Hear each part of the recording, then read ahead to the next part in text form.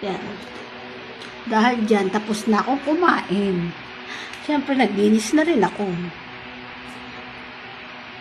Wala eh. Wala pa si kapatid. So, pinagsaing ko na lang siya ng kanin. O, dahil. Kasi siyempre, kinain ko yung tira kong kanin, tira kong ulam. Ganun talaga pag magtipid. Pag may kanin at may ulam sa tanghali, kinakain ko din. Oh, wala, ayun ang gawain ko eh. Para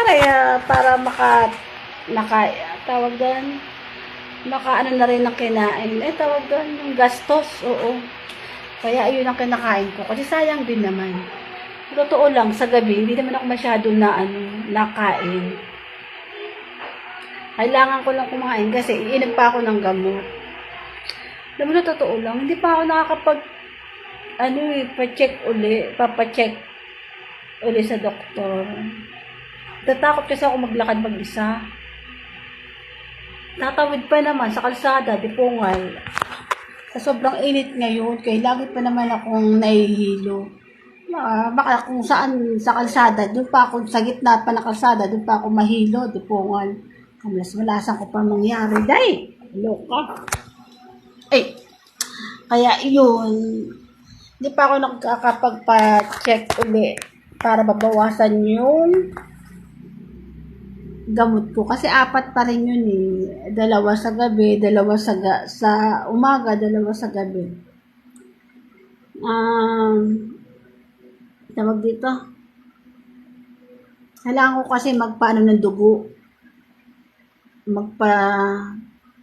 Magpaano ng dugo daw. Sinabi na yung sa akin dati ng doktor. Hindi pa ako nakakapunta. Noon, relax na relax ako magpunta dyan. Kasi dati may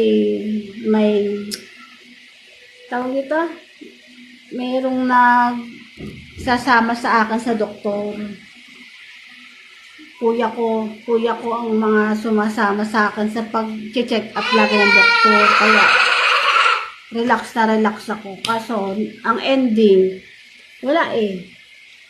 Wala akong kasabay na. Oo, okay. Pag ang mga kasama ko sa bahay, wala mapapakinabangan yan, dipungal. Kaya hindi ko mapapakinabangan pag kasama doon. Kaya hindi pa ako makapunta doon. Kumain na kayo doon? Kailangan ng gaano pa ako eh. Pero tengi ako. Kumain ka muna. Tengi ako. Nang alin ba? Kaya hindi pa ako makapunta. Pero, chinek ko kasi sa Google na meron din dito na malapit dito sa lugar ko. May schedule pala siya dyan sa malapit. Isang sakayan lang. Ginastos ko na. Tsaka ka na pag Pasko na. Pag Pasko na, kinukuha lang yan sa inyo. So, yun nga. Dahil dyan, gusto ko rin naman magpa-check up para mabawasan na yung gamot ko. Kasi 4 nga. Nakakaumay din naman talaga magpa-check up. Nakakaumay din naman kasi uminom ng gamot sa hapon at sa gabi. Kaya, wala. Hindi muna ako magpapa-check up. Kasi, hanap muna ako ng kasama. Yun lang. Napacheck ka lang ako. Gabi na eh. Wala eh. Matatakot talaga kasi ako. Kasi sa totoo lang, nahihilo ko ng bigla, lalo na pag mainit.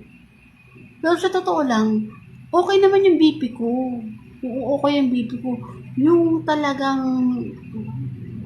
ulo ko talaga ang bumibigay. Kasi 'di ba, yung na-stroke nga ako, inano rin naman yan ng doktor sa akin na yung ulo ko ang mga pinakamalaking problema. Kumbaga ang mas maraming naging problema sa ulo ko. Parang ba, 'di ba? Ito nga talaga ang sumabog sa akin. Tsaka siguro dahil sa maano rin yung mata ko kasi hindi talaga ako totaling basta-basta nakakita. Kailangan magsalamin. Kaya ang gusto ko talaga ang dapat ko talaga sigurong gamitin na salamin ay sa ospital, Dipongan sa mga doktor na sa ospital, ayun talaga dapat ang i-ano ko din, pa-check up at manghingi ng salamin. Manghingi, Dipongan. Walang libre-libre ngayon. Kumbaga, magpagawa ng salamin na talagang pinaka-doktor para lang sa mata ko. Kasi, di naman pwede basta-basta yung mga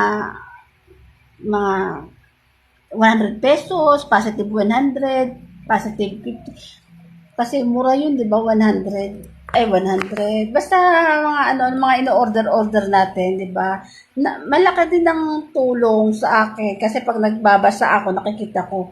Pero sa totoo lang, pag naglalakad ako, hindi ako pwede magsalamin kasi matutumba ako lalo sa hilo.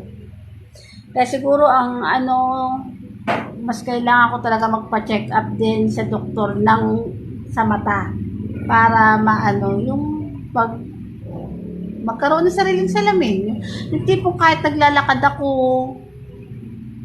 kailangan ko magsalamin. Oo, kasi talaga ang mata ko talaga parang yan.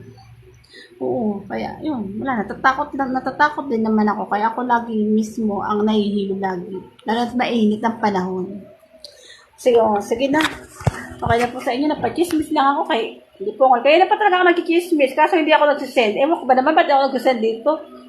Hindi ko alam kung namamalas na naman ako sa sending neto, kaya hindi ako makapag-send. Kaya walang signal, di po nakakabuisit. Goodbye na nga sa inyo. Na! Umayaw ka na!